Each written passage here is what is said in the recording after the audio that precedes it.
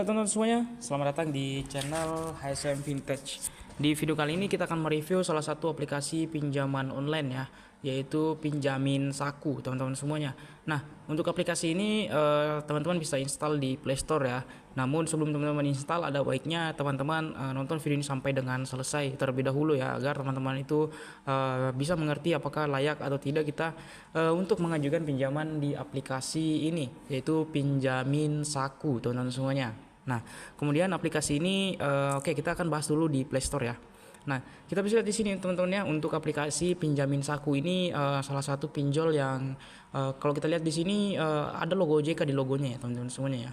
Namun apakah ini OJK atau tidak kita akan bahas secara lengkap nantinya ya. Kemudian juga ada logo AFPI ya.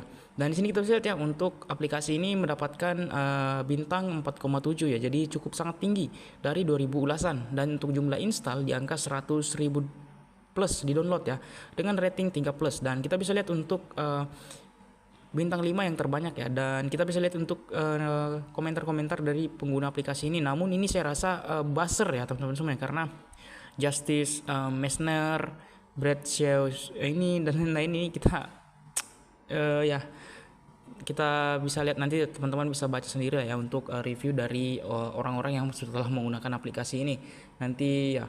Kemudian di sini kita akan bahas tentang aplikasi Pinjamin Saku ini.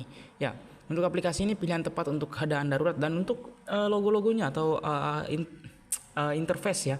Aplikasinya ini mirip seperti pinjaman online, pinjam modal teman-teman semuanya ya. Ya, ini mirip-mirip. Dengan maksimal pinjaman di angka 18 juta rupiah dengan jangka waktu pinjaman 91 sampai dengan 180 hari. Kemudian juga ada proses peminjaman, yaitu isi data pribadi, data diproses, kemudian dana cair ya. Untuk isi data pribadi di sini pastinya meliputi input foto KTP, foto selfie atau verifikasi wajah, kemudian pengisian informasi seperti pekerjaan, dan detail informasi seperti alamat dan lain-lain ya. Kemudian data diproses, kemudian dicair. Dan ada di sini untuk invest and earn, pinjam 24 jam ya, dengan limit 4,8 dan 6 juta rupiah, 6.200 ya. Nah, oke, kita akan bahas lengkap aplikasi ini. Namun support channel HSM Vintage ini dengan cara subscribe teman-teman ya, agar lebih semangat untuk mendapatkan informasi seputar pinjaman online. Oke, dan aplikasi ini apakah resmi otoritas jasa keuangan? Pastinya tidak ya. Ini adalah salah satu aplikasi ilegal. Ketika teman-teman pinjam di aplikasi ini, pastinya akan meminta untuk mengakses layanan-layanan sensitif yang ada di HP kita ya, seperti galeri, kemudian juga log panggilan, kemudian juga kontak, kemudian juga kamera, mikrofon, dan hal-hal sensitif lainnya. Jadi memang kalau saya pribadi tidak menyarankan teman-teman buat pinjam di aplikasi ini, karena salah satu pinjaman online ilegal yang dimana ketika teman-teman input data teman-teman itu limit belum tentu bisa dicairkan, kemudian data pribadi sudah masuk di database mereka. Kemudian kita tidak tahu ke depannya apakah disalahgunakan, dijual, atau diapa-apain oleh pihak aplikasi ini. Yang sudah pasti dan sudah jelas, ini aplikasi tidak ada yang ngatur ya teman-teman semuanya ya. Jadi ketika data pribadi teman-teman itu bisa saja disebar oleh mereka ketika teman-teman pinjam di sini dan tidak bayar. Jangankan pinjam ya, mengajukan saja saya tidak menyarankan, karena itu akan mengirimkan data pribadi kepada mereka ya. Otomatis nanti akan disalahgunakan. Dan biasanya untuk aplikasi ini untuk bunga dan lain-lain itu sangat-sangat tinggi ya.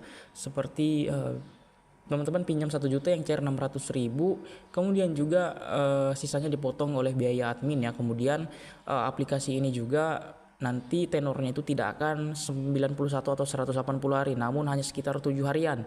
Dan itu pun akan ditagih setelah 4 hari setelah cair teman-teman semuanya.